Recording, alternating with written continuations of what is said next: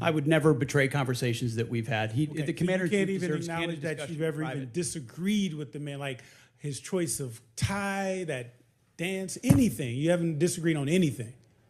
I've never relayed the discussions I have with the commander in chief. Okay, because it seems to me that rather than being Trump's Secretary of Defense, that sounds like you're just being Trump's secretary.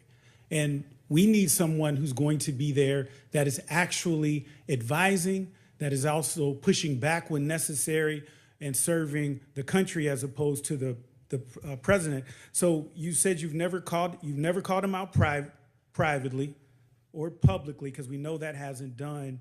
But have you ever said the words? You don't have to tell me what it was about. Have you ever said the words, Mr. President, I disagree with you?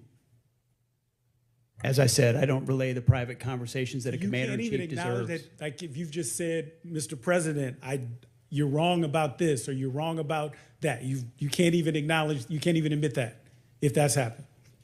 You can ask it again if you want, but I don't relay the private Okay, conversations fair enough. that a commander in chief The deserves. objectives of this war have constantly shifted and changed. You see that though, right?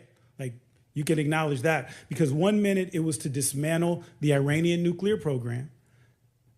But I don't know how that objective